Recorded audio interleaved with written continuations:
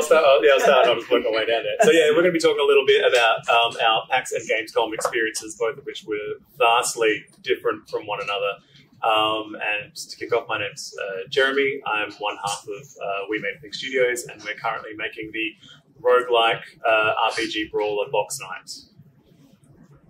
Sweet. Hi, how you going? My name's Anthony, or Ants, as some of you might know me as. I'm the artist and creative director of Golden Age Studios, making Tinker and Spells, like a 2D animated creature collecting Metroidvania. Hello, I'm Chantal. I am founder and director of We Have Always Lived in the Forest. We are making an RPG horror simulation game, Dark Web Streamer. Hello, I'm Pat. I am the producer and designer at Melonhead, and we are releasing Rooftop Renegade very early next year. Sorry, I had to get that high. Soon. Cool. I guess we're going to do this pretty casual. We don't have the same amazing presentation that Rachel has. That was amazing. But yeah, I mean, talking about PAX and Gamescom, I'll talk more so about Gamescom than PAX. Our game was there, but I wasn't there personally, so I can only speak secondhand. But in regards to like Gamescom, I guess the biggest takeaway and thing that I'd wanted to kind of express to everyone was seeing the scope that we're all working in. I think it's really easy for us to forget just how large the world is when we're working away in our little corners in little old Adelaide. The talent and the skills that are here are world class. It's pretty amazing, and I've seen the stuff that's being made in this state and like in this place as well. Like it reaches that standard that is wanted on a global scale. So it was just really reassuring to see that we're all kind of doing the right thing. We're on the right path in regards to what we're doing. This is about getting out there and like meeting these people, right? So yeah, that was like the biggest takeaway for me, was just seeing just that scope. I mentioned to someone earlier on, like, it's kind of like if you haven't been to Melbourne in a long time, and you go into Melbourne, you're like, whoa, this place is huge. What the hell? How many people live here? And it's like, it's kind of like that. You're like, holy shit, there's like a lot of people here, and they're all wanting to buy games. Yeah, so that was my biggest takeaway. Yeah, so like with Gamescom, my background is film, so I'm coming into games as our first game we're putting together as an absolute Luddite, and so I feel like the last 6 months has been this like very aggressive and rapid education as we're getting sort of prepared to sort of step out to do more of that sort of global stage. And so in preparation for Gamescom, we got to have some sort of fantastic meetings with games industry veterans who were helping to get us all of our pitch materials together and all of our sort of like game decks and our one pages and all these things that coming from film, we're like, we know what a one pager is. It's going to be absolutely fine. We knock these things out all the time. And then we sort of take to the person we're chatting to and they're like, why is there so many words? And all of these sort of assumptions that we had about our preparedness, like what we need to communicate, are really, actually, if there's one thing that maybe we should have done with the projectors or projector TV, is actually pulled up our various game decks. And because happy to share. Yeah. So that turned into the most sort of like valuable communication tool, because what came as a surprise to all of us in the lead up to it is where we were with the Gamescom side of things was the B2B, the business-to-business facing side of things. So it wasn't the big like Comic-Con convention with the cosplayers. Like we were in the sort of like same arenas as like, you know, THQ Nordics and your Gearbox and Konami and the real industry side of things, and the accessibility to really, really sort of, I suppose, meaningful connections, you know, people who can actually sort of finance things and put actions into place, and also the honesty and openness of the communication you could have with them was a real refreshing thing. So being able to come away from that experience, having had meetings with like, you know, 20, 30 sort of like proper representatives of large companies where we can still have ongoing, you know, communications and Zoom calls. And yeah, I think more than anything, just suddenly like really growing that network of connections to people who can actually help you out rather than sort of it being pulled through sort of government grants and off your own back. So. Yeah, definitely. Did you? Yeah, actually, I have quite a bit to say on the connection front. I'm like, they're all gonna laugh. That's my specialty. It really is. So yeah, like obviously, number one most important thing in game dev: make a good game. Like that's my number one good advice.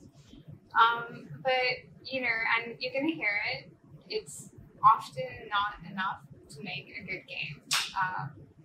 Like Anne said, there like truly talent across the world, and even here in Adelaide, which I act surprised with, just because we are so small. There are so few of us, and yet the games and the talent that is coming out of Adelaide is very genuinely, it's just like unbelievable with kind of the smallness of resources that we have. But yeah, going across to Gamescom, which for those who don't know, it's I think the world's largest gaming convention. It had over 300,000 people. It was, I've never in my life seen so many people in one place, and they were all there for games. Look, Adelaide, we hung well. Like, the people were coming, they were stopping, we were popping, it was great. But because of this kind of abundance of talent, not just in Adelaide, but across the world, there are a lot of games, and they're all kind of vying for kind of the same set of resources. So what, like, your next job as the game developer, and particularly if you're kind of leading the charge of your studio, is you need to figure out how to connect with the people who are going to help you get your game to your players. A good game is no good if nobody can find it, nobody can play it. And so attending things like events, particularly in-person events, particularly the big ones, Gamescom, PAX, like GDC, if you can find a way to get there. That's in, I think, like California. These are really like life-changing opportunities if you can get access to them, because you will meet, as Jeremy said, you will meet people who have the resources, the funds, and the active interest to actually bring your game in front of the people who want to play it. And you're going to meet people who believe in your game and who are going to take it and kind of nurture it, invest their own resources into it, and kind of form a team that bends around your game and makes it into something that is like real and that has community. And that's really, really cool. So something I'll say is that I think probably none of us would have, at the very least, gone to Gamescom. I know personally I wouldn't have attended PAX if not for the support of the local government. We have so many resources here in South Australia. We're incredibly fortunate to have the resources that we do. We have a very active and involved government, and also kind of supporting players, like Game Plus, for example, which is obviously partially at least funded by the government, but has wonderful people, none working with the government, like Aiden, who helps kind of run the space, support everybody. So, you don't have to be wealthy to get the opportunities to go to a place like Gamescom or to go demo at PAX.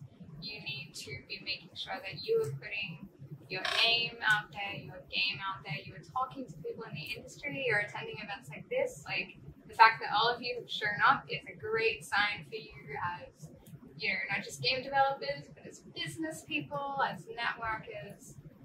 You show up to places, you meet people, you make connections, and I don't mean that in an exploitative way. I don't mean you just, you try to meet people because you want them to do something nice for you. You meet people because you share the same interests, you share the same passions, and you connect over that, and you begin to build something together. And so the more you do this, the more you will kind of grow within the industry, the more people will come to recognize you, the more you will hear about opportunities, and the more opportunities you will ultimately have. So here in Australia, I would say, particularly in South Australia, keep coming to events, talk to the government, talk to, we've got Claudia Watson in the Department of Trade and Investment. We have Pat right here next to me, works for the SA Film Corporation, who is your go-to guy for figuring out what's going on in government, what resources are accessible to you, and suddenly realizing he's probably the guy who should be talking about this. That's fine. I'm just taking notes. But yeah, like for me, PAX and Gamescom were all about building connections with people, and really great things have come of it. Not just many publisher talks, but also things like media coverage. IGN covered us at Gamescom, and they said we were one of the top 10 indies at Gamescom of like hundreds and hundreds. I'll tell you guys a little secret. They didn't even play our game at Gamescom. Someone I met at Gamescom introduced me to them, and because they liked me, they said, "Send me your game. I missed it at Gamescom. I wish I could have played it." I sent it to them. They were like, "It's a great game. Okay, I'm going to put it on my list." The only reason that happened is because I made a connection at Gamescom.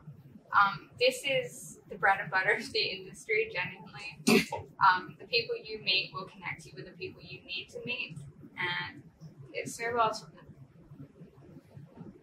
So, I can't follow that. You're going to have to, mate. Sorry, it's too late now. What I can say, to your point, that going to all these events is super valuable, but also if you can't go to the events, because I actually didn't make it to Gamescom this year. I was 2 weeks into my job, and I'm like, can I go to Germany for a couple of months?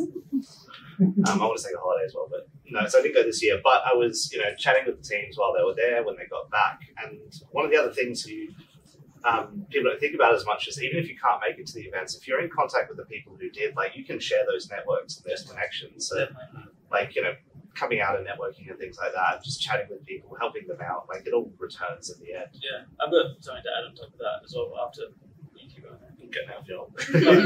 I'll take it back up. Yeah. I just want to say, just off of that, one thing that we had that was our strongest asset when we were over there, besides the games were all represented, was the camaraderie that we had. We were all in each other's corners, and I could see in other states that were there because we're all all the Australian guys were together. You see Melbourne and you see Sydney, and they weren't backing each other as hard as we were. Tom and Jeremy were busy in a meeting. Their booth was unattended. Oh, you just came and repped Box Night for us for a little while, and it was I'll talk about Tinker and stuff. We're all hearing one another's spiel so much that you start to learn them by rote anyway. So, so Tinker spells you guys ran my booth half the time. I was alert, and I was overstimulated that. And a win for one team is a win for all teams in South Australia, because we do have such a small community here. If one of us is able to get the funding to go into production, that creates job opportunities. Those job opportunities allow you to then fund your own projects, which then get to a point where you're able to then go and get publishing deals where you get more opportunities, and then the cycle continues. So it's really important to be open in regards to what we're all doing here, because we're literally growing together. There's no ifs or buts about that. So I think camaraderie is a really big thing. A lot of sharing of resources between everyone now. Actually, I'm going to talk about Chantal for a bit. In terms of incredibly effective communication and networking, Chantal is an absolute weapon, and it has been exemplifying that luck is what happens when preparation meets opportunity. Where her Twitter game and social media game is astoundingly good, and she's on it all the time and actually engaging meaningfully with sort of industry people. And so you should absolutely follow her and take notes, because the number of times we'd be we're all going out for beers and pieces, you want to come? And she's oh, no, I'm meeting up with Devolver for a dinner, or I'm catching up with this publisher for a drink, or I'm doing this. It was maximizing that opportunity to its fullest extent, while we were being absolute peanuts and getting wrecked at the riverside. But Which I highly recommend. yeah. It's I'm a bit jealous. It's amazing being in a country that has an ozone layer. You can just hang out in the sun. It's lovely.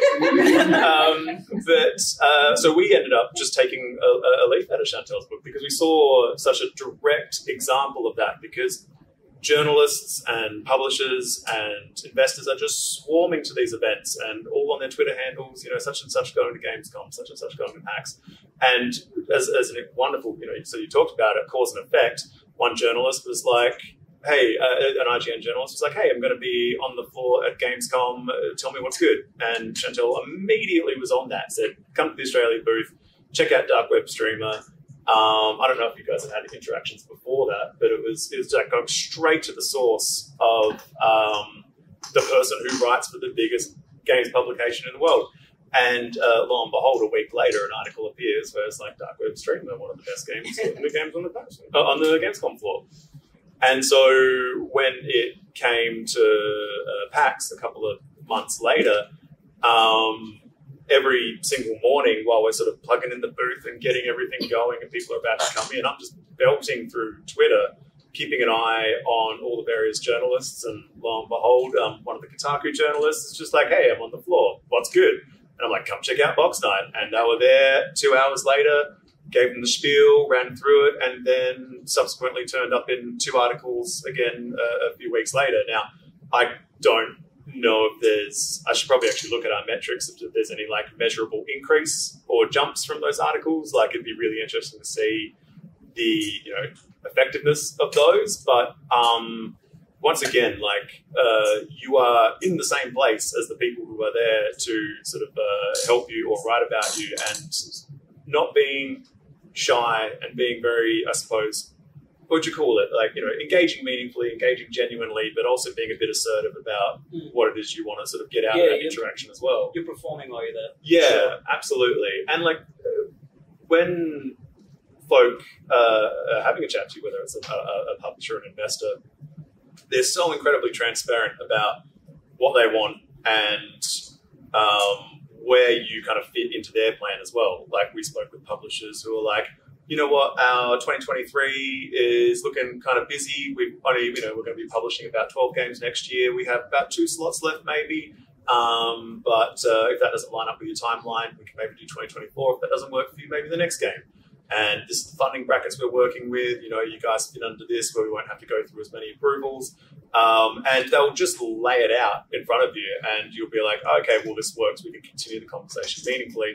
Or you have an absolute stinker of a meeting. Like, I think we had a sort of an investor sit down with us, looked at our game deck, we gave them the talk, they were very quiet, and then they just went, you don't have many wish lists on Steam. And we're like, no, we don't. We've sort of only just gone like live recently in terms of having wish lists available. And they're like, you need more wish lists on Steam. Like, we would love more wish lists on Steam. That would be great. And then that was about the extent of the meeting. We sort of shook hands. They went on their way. And we're like, well, that was a waste of everyone's time. But it was still, you got to have some stinkers. You got to have some good ones. But again, like, almost the best networking happened organically. Some of our best networking just happened via you, because Chantal would be like, where are you guys? Oh, hey, by the way, I'm with such and such publisher from Thing. They're coming for drinks with us. And then they sat down with us for 2 hours in the evening and gave us industry advice. So, fire up those Twitter accounts. I know it's a dicey place at the moment, but it's if you get verified. Yeah, for $8, you can get verified. Not anymore. It's a badge of shame now. Yeah, but yeah, it's such a powerful tool, and naturally you do need the product to back it up, but all these people are far more accessible than we ever thought they would be. So yeah, the power of the social media, and also, again, meaningful engagement with these people is such a useful tool. So just to extend on that, but also on what you said earlier, Chantal, about sending someone a build after the event. We had similar approaches at PAX this year where we knew we were going to be showcasing. We got together a list of like all these different outlets and things like that. I set up a Calendly, which is like so a system people can book meetings with you. And I sent all that out about a week before the actual event. I don't have a salesman bone in my body. Like, running a booth, I'm not going to be the person that gets everyone excited to come play the game. But Absolutely. A shout out to George and Sean and Kerry, all helped out over the weekend. You know, if I set meetings with people, then I can have those conversations properly and set them up beforehand, and also send out builds, send out extra media and things like that. And like that extra preparedness can really pay off. And you know, that on top of organic means you kind of cover all your bases all at once. Honestly, we could do like an entire marketing events talk. I think. Please do. The most valuable tool we had was a handwritten mailing list, which came from you, actually. So, no, seriously, like, because we were like, oh, we should get iPads with the sign-ups and get people to type things in and all that kind of stuff. And those were there, but just by having a big old whack of paper with like name, email, preferred platform on there, I think we ended up collecting about 450, 500 people on our mailing list.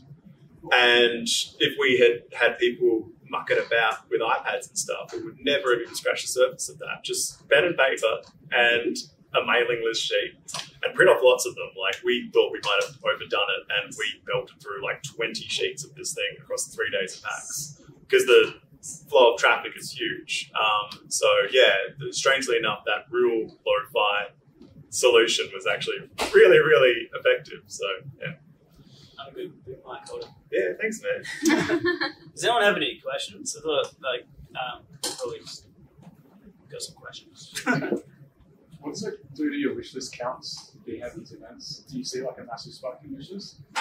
So the question was, what does it do to your wish lists over the time that you're at the event? I personally saw it like go up a fair bit while I was watching. While I was sad at home in Adelaide. I reckon this one's you. Like, actually, yeah, it's not. So we don't have a Steam page right now, which is really interesting. What? Yeah. I know, right? We had tried to get one for Gamescom, and Steam decided they hated us, and so I went on a bit of a spite rampage against Steam right now. I'll get over it soon, but so we're in a lot of publisher talks, and as was brought up, publishers don't like a low wish list count.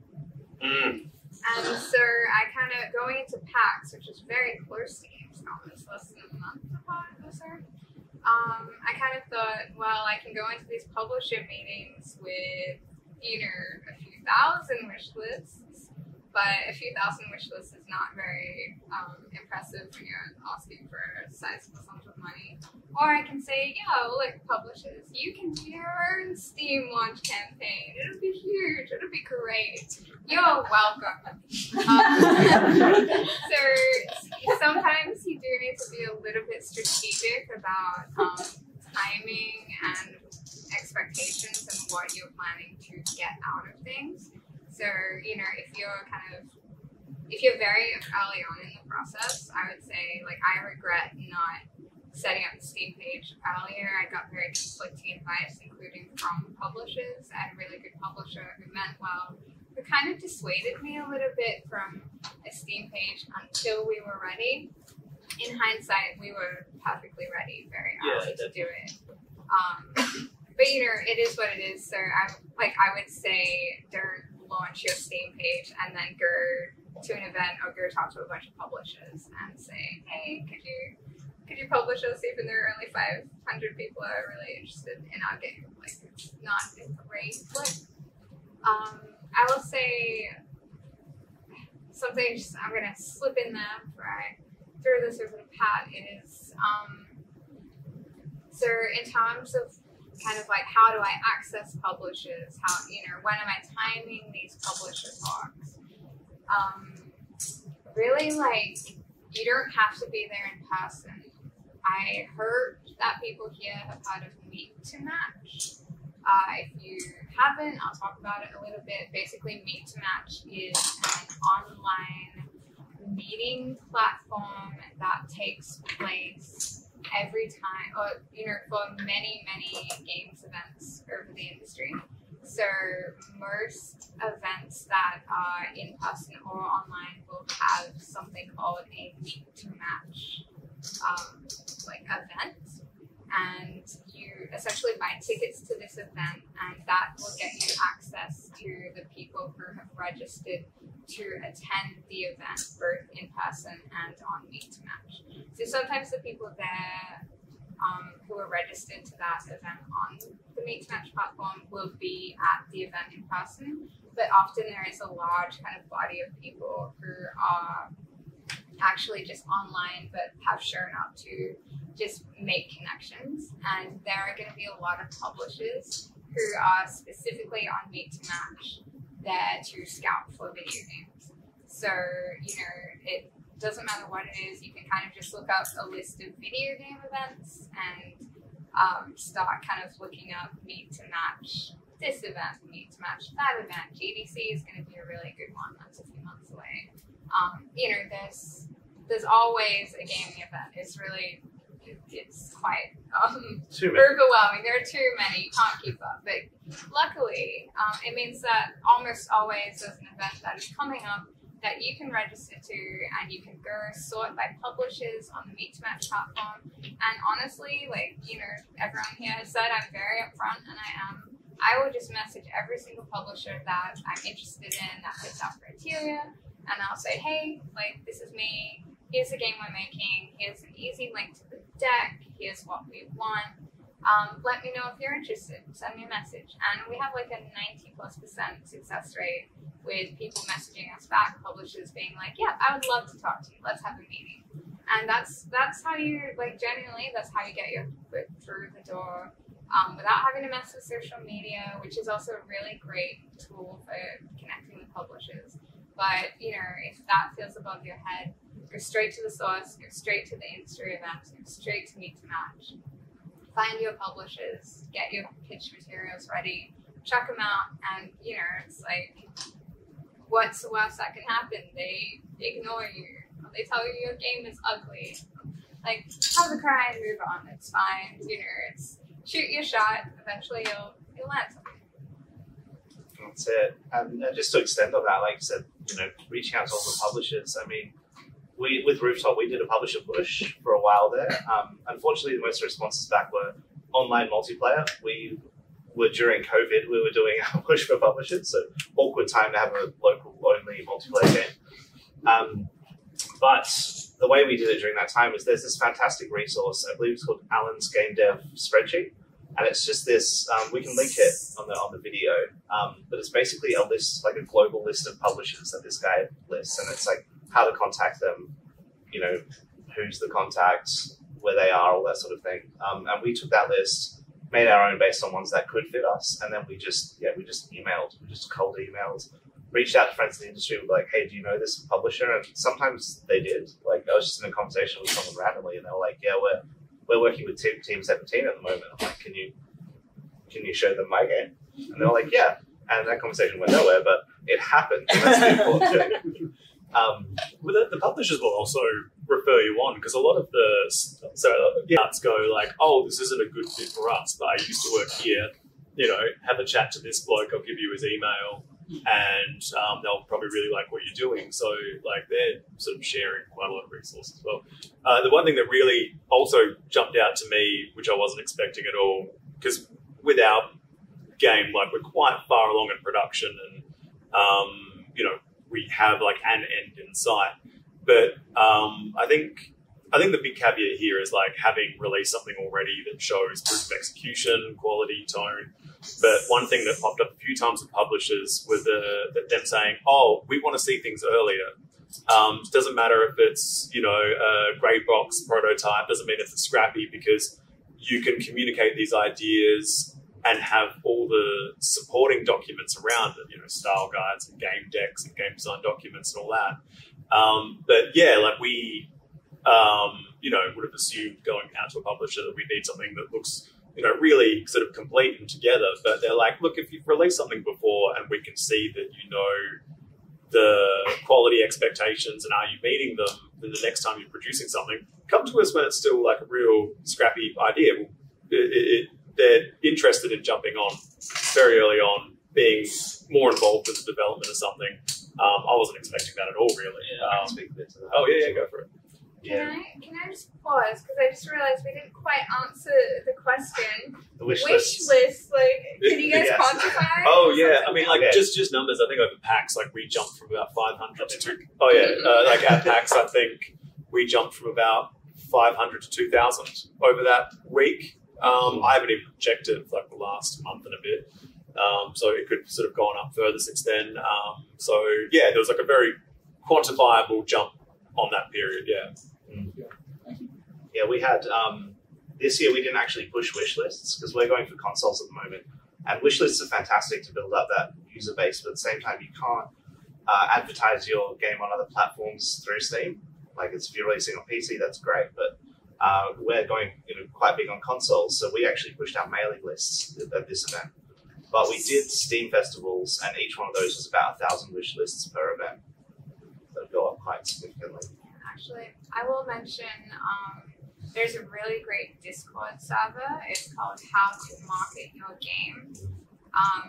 It's an incredible resource for people who are looking to do things like build their Steam wish lists. People share strategies, they share like links to all these different festivals. And so if you make sure you're hitting up these festivals, if you make like 1,000 per festival, but you come out in a year and you hit up 40 different festivals, and you just, sometimes you get lucky, you kind of make it to a Steam front page and your regular average 1,000 wishlist game actually becomes 5,000 or 10,000. Yeah, you can do it. Yeah, it's a bit like a lottery ticket. Like every time you participate in these, there's that little chance to hit that attention of people, and you're not necessarily viral, but just get that huge kind of surge of engagement and surge of lists. I'll add to that the last Steam Festival top game made 300,000 wish lists. Whoa! 300,000. Now repeat that. I say Yeah, you're okay. So, how many? Can you say it again so I can repeat it properly? So the last Steam Fest that was just on, the top game made 300,000 wish lists. The last Steam Fest that just happened, the top game made 300,000 wish lists through it, which is amazing. And I'll just say one last thing before maybe we take a few more questions or wrap it up. It's getting a bit long. Is when you're pitching to people will buy you before they buy the game. Right? You're the brand. So you and the squad that you're jamming along with, that's they want to know who you are. They want to know that you're invested in it, that you love it, that you have the grunt to get through it all, and that you know how to manage all aspects from business to development to everything really. And then it's all about being the communication, right? So some of the guys that I really like, we're having a good conversation with, I just gel well with them. I'm like, cool, I can see myself working with these guys. And it's that's what I kind of so how I personally like to go about doing things. But yeah, I just say, just be yourself. As corny as that sounds. Yeah. In terms of you're right, we're getting on a bit, but in terms of the community side of things, once again, the accessibility not just to people who come with money, but also other devs is huge. So some of the most valuable things we got from some of these events was we got to sit down and have beers with the Cult of the Lamb guys. Now we're making a 2D sort of cartoonish brawler. They've just very successfully launched one, and rather than I suppose just talking about how great their game was, they were super generous with their time. We were hey, with our 3-hit combo, we really found that the sort of hit stops were really effective, and Trivers kind of pushed back, and we didn't resolve this until really late in the dev cycle, so maybe try X, Y, and Z. So we could go straight to the people who've just very successfully launched a thing, be like, can I get you a drink? I'd love to talk to you about this thing, we've got this problem. And they'll be like, yeah, sure, absolutely. So, people who've just had an absolute smash hit, you can take them out for a beer, and then they'll just be like, yeah, cool, we did this, this, this, and this. And it's also really, really encouraging as well, because you're talking to people who've had, once again, a massive success, but they'll be like, oh yeah, it was absolutely fucked. They were like, we got up to here, and then we ran out of money. And then Screen Victoria helped us out, and we kept on going, and then we ran out of money, and then we did this thing, and we managed to keep it going for a bit. And then Devolver jumped on, and then we nearly got to the end, and then we ran out of money, but then we launched, and now it's fine. And so just to take the, what would you call it, like the rose-tinted spectacles off and just see it for the absolute burning pile of mess that it is for everyone, was a nice sort of humanising thing. And then also for ourselves, like, because when you go into one of these events, you're spending a huge amount of time with one another, and you start getting to share resources and tricks. Like, I think one of the most valuable game dev days I've ever had, which was when I picked a strange time to sober up, but we're in Amsterdam, and we sat in a cafe for an entire day, jamming.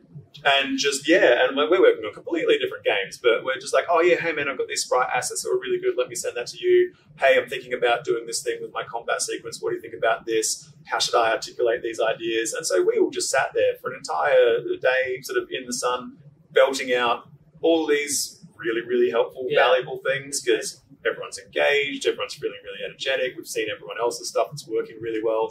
And the sharing of resource was immense, and like I think we still need to sit down and follow up on that. I'll give you my sprite library. I'll give you exactly. So maybe there was like an office space where you could do that every day. Yeah, great. We were here for quite some time. Actually, the carpet in our game is based on the carpet here, everything's changed now because it's a much different place, but I ended up getting a really bad vitamin D deficiency because we were on the inside of the building, and I don't think I've seen sunlight for like 2 years. So I now have a place with a window. It's amazing. Well, I think that says more about your work, I think, than it's a problem. I think we've been chatting for a while. Should we wrap it up, or you got more questions? You got 15 minutes for questions. Yeah. We got about 15 minutes. Sweet as. It's fire away.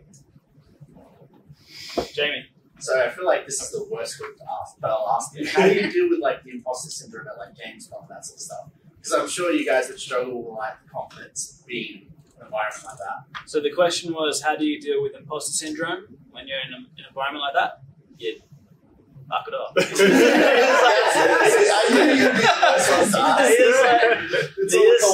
Find a quiet room at the event. So PAX usually has like small, like PAX Gamescom I'm sure would have had some form of quiet room, or go for a walk around the thing, like just get out of there.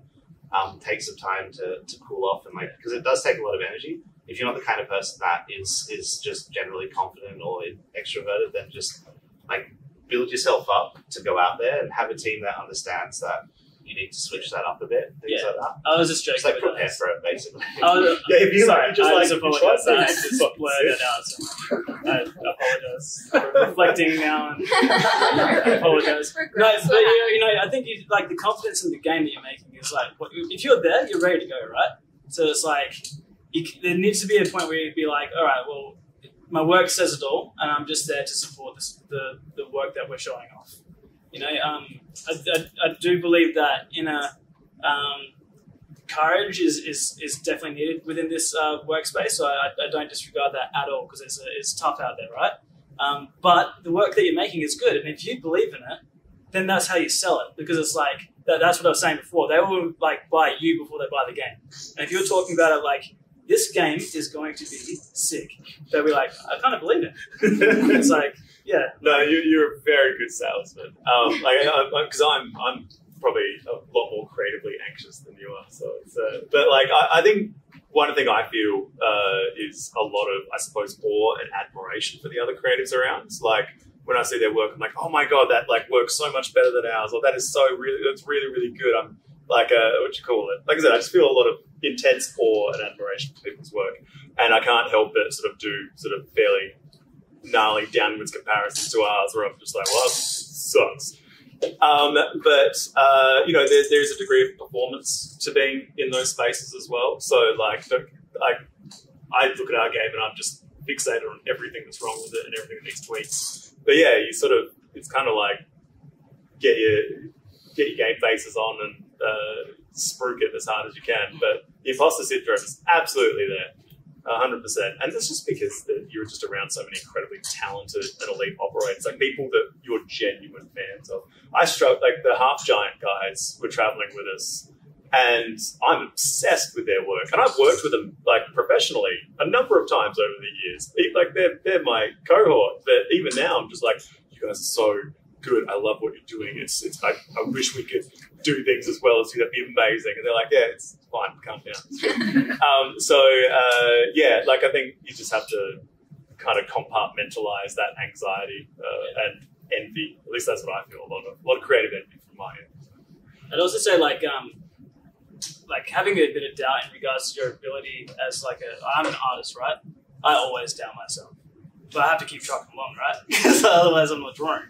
So it's like I'm always doing that, and I think that's healthy because we are never going to reach our true potential. That's the best thing about being an artist. Like you can only get better. That's what I love about it. So it's like if you can just go in and on the day of working, you just do the best you can do that day, and critically analyze it, then you're going to be better than you were yesterday because you've had an extra 24 hours, 8 hours of drawing. You know, that's how I like to think about it. Like if I look at the work I did when I started drawing and to where I am now, like it's vastly different. And it's kind of when you're studying, I always found that like every semester, I'd find that I had a really big jump in my quality, and then I'd have a little break, and then I go back and do my work, and then I was better because you're learning. And when you're studying, you're taking so much information. So it's like you need to give yourself, you need to do the hard yards and get it all done, and then you need to take a week off, play some video games, get some inspiration, just chill, and then you come back, and then all those synapses have healed because you just ripped them to shreds while you're studying, and then you're better. You just keep getting better. Yeah. I think I just want to add that, it was said it never goes away. I think that's largely true for most people. I want to share a quick anecdote from PAX. The last day of PAX, we were kind of getting ready to clean up, and this guy was at the Dark Web streamer booth. And I kind of saw one of my co-developers start to gesticulate as he was talking to this guy. And he yelled my name. And I turned and walked over to see what was going on. And my co-dev is stuttering, and he's like, "This is the guy who made The Wolf Among Us." And The Wolf Among Us is possibly my favorite game of all time. And I start kind of stuttering, and that doesn't happen to me, but it happened then. And I was like, you brought me back to video games. I spent a good 3 years, very disillusioned from the industry. I was like, everyone sucks, games suck, none of you are original. And somehow I just started playing Wolf Among Us, and I was like, this is what I love about video games. This is why I'm here. This is why I play. So here I am standing in front of the guy who brought me back to video games. Obviously it was a team, but this is the lead writer, and I love the story, and I love the design of it. And I'm trying to articulate to this person how much this game meant to me and how impressed I was by his existence. But he would not shut up about how much he loved our game and how cool it was, and the fact that he will never be able to make anything as cool as what we were doing. And I was very genuinely baffled by this. And because he was so clearly authentic when he said this, I could see him standing there comparing himself, being like, I make stuff, but it's not like this. And I'm like, I make stuff, but it's not like what you do. And I realized we're all standing there just being like, you're all awesome. And you guys do these really special things that I'm not capable of. And but that's kind of what's beautiful about it is we all have our thing. We all have that piece of ourselves that we bring to games that makes this game the game that only we can make and no one else can. And because of that, everyone else is always going to look at that game and that thing they love about it and be like, I could never do that, because they couldn't, because only you could, or only your team could. And that is a lot, I think, of where some of this imposter syndrome comes from, because it's I could never recreate that. I don't know how you began to do that. I'm not capable of it. It's of course you're not, because you're not that person. You didn't have those life experiences. You aren't the sum of all these inputs that this other person on the team had. But that's art, that's what makes it beautiful. Is we're all making different stuff, and we're all like kind of filling up these gaps in the world that are only where, you know, it's where the circles, putting the circles in the circle-shaped holes, etc. Yeah. So that's, one real, very, very short example of that. If anyone knows Chris Larkin, he's a very old friend, so award-winning composer of Hollow Knight, world famous now. If you ever want to completely fuck him up, just give him a very genuine compliment, and he will completely shut down, and it'll take him a good 5 minutes to reboot and then continue on with the conversation. So, like, I don't think it goes away at all. Like, you know, someone of his exceptional caliber, if you face to face say, "I really love what you do," he'll be like, "Thanks, man. I really like your thing too," and we'll try and get away from that as soon as possible. It's adorable and it's lovely. So yeah, I think I don't think it really goes away at all. Yes. Are there any more questions? So maybe one more. Dr. Mike. I just want to point out the fact that I've seen a story of mutual imposter syndrome between Neil Gaiman and Neil Armstrong. Yeah. Neil Armstrong said, "But you wrote all these amazing things, I just went to the moon." Yeah, so I think it's healthy. One quick one. How do you reconcile the guy that says to you, "You need more wish lists," to the guy that says, "You should come to Australia"? It's I kind of feel like the opposite. You're going to get a lot of shit advice, or like some really crappy feedback. Yeah, definitely. You go. You got an example. I've got an impression. This is like only a week old. So we were talking to quite a large publisher just on a Zoom call about a week ago, and people who could like properly finance the game. Now they said no because they've already actually got a game quite similar to ours. We're like, hey, that's completely fine. Totally understand. And then they're like, oh, we'd like to give you some feedback though. It'd be like, that's great because, you know, we're collating all our feedback from Pax and Gamescom. Please tell us everything because we'll put it on our lists. We'd love to incorporate it. And I'm not going to say who they were, but I'm going to do my best impression if I can. So the game that we made, first of all, is really gross. It's really obnoxious. It's super loud, super weird, and quite adult as well. And but this guy sort of went, right, so this game that you've made, we see that it's got a lot of toilet humour in it. And we're like, yeah, it does. And he's like, yeah, but like, so, because it's got toilet humour in it, only kids are going to really like it, aren't they? And we're like, well, you know, it's not really intended for kids. Like, yeah, but like, because it's got toilet humour in it, it's like for kids. But the game's also set in like an office. And like, what do kids really know about an office? It's not going to work, is it? Like, the idea's just kind of broken. And we're like, well, I mean, you know, like it's parody, it's satire, and you know, we're leaning into a lot of tropes. Like, yeah, but like, you know, because you know, we all played it, and like the testing team, they all, you know, there was like a joke with some poo in it, and we all rolled our eyes a bit. And like, and you know, because it's for kids, it's just going to have to take out the swearing as well, you know. And so, like, we because we had to call each other up afterwards. We're like, hang on, are we fucking crazy? And so, because like, how's this man managed to dodge every single adult animation that's taken place in the last 20 years, but also just the like coming from a company that actually has like a bunch of games that feel, you know, spiritually like good matches, you know, they've made some really silly cartoony things, and to get that bit of feedback, we're like, you know what, actually I think we dodged a bullet there because that was stupid. And yeah, so even if someone's coming from a position of power in the industry, like you got to make things that you want to make. At the end of the day, like and the UX discussion was really intimidating for us because like we're just blasting through making this thing with like very little objectivity and never can see the forest for the trees. I'm like, the persona is me. Oh yeah. Do I like it? It's good. So we're making things that tickle us, and like sometimes someone's just going to say something like that. Fuck them. It's all right. What do they know? And because like when we played our game, like only 2 kids came past. It was mostly adults, and people were having a good laugh and a good time. So clearly, our poop-based humour isn't purely for kids. That being said, if you want to play test your game and you want someone to break it, hand it to a 5-year-old. That was where I got so stressed anytime like a child hopped in the game. First, it would be like, by the way, this isn't for kids.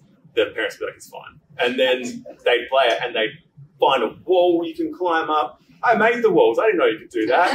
They'll fall behind the filing cabinet. They'll drop through the floor. Yes, they're they'll children. That's what they do. They're just little, because like you've got all these things. You're like, this is where the player should go, and they're just little agents of chaos. And so all of our primary bugs that we spotted was because of 5-year-olds, and yeah, it's very upsetting. It's good advice. I have an 8-year-old. I've never had a playtester like this child. Every single thing will break when he touches it. It's great. Don't shake his hand. One more thing to add, like on that publisher thing, at the end of the day, like we said earlier, it is a relationship, and there is a publisher that fits. It's sort of like dating. You know, you can find a lot of publishers, but there's going to be one that works with your game and your team. I was in the studio recently, and we would talk to the publisher every week, and we would send them builds every 2 weeks. And they had their own UX, and they had their own QA departments, and they were sort of in sync with our team. And so we would have them do a lot of that work, and it was almost like co-development. Like it was the team's creative vision, but this company was so behind that vision that it just sort of works fairly seamlessly. And so, yeah, if a publisher's already saying that they're not sure about the idea, then it's probably a red flag that they're not going to fit what you're trying to build. Should we wrap it? Questions? Any more questions? I just want to, I'm just being cautious of time, but I'm happy to keep going. Does anyone have any questions? Any questions? Oh, you got a question? After going through the act of showing your game at a conference, do you want to do it again with a new game? Has it turned you off at all? So the question was, after showing off a game at a convention, would I want to do that again? Oh, absolutely. Hell yeah. I was in my element over there. I was like, yeah, you were fine. You were so fine. I was loving it. I very much like talking to people, and if I'm talking to people about stuff that I made, it's even better. And like they're there to listen to it as well. It's not like I'm forcing them, like usual.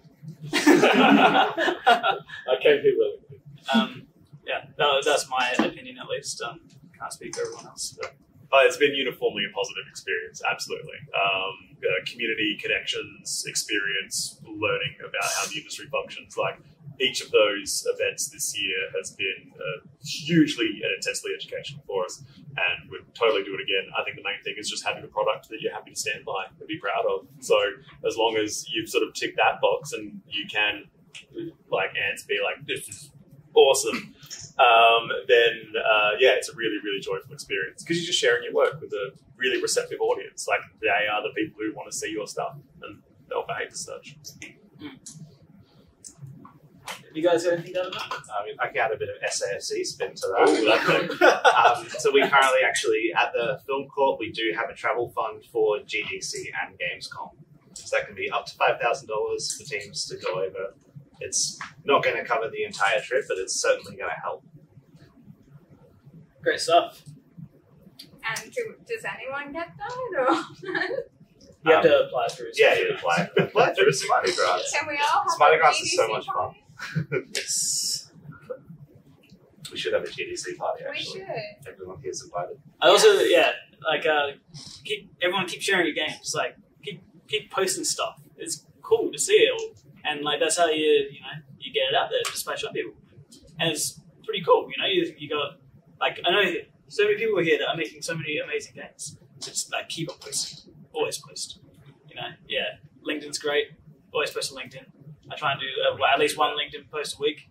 I think that's a really good place. It often leads to work, like freelance work or whatnot. So yeah, keep sharing. Don't keep it to yourself until you think it's ready, because people like seeing the progression. You can see yourself getting better, as I was mentioning before. Yeah. That's us.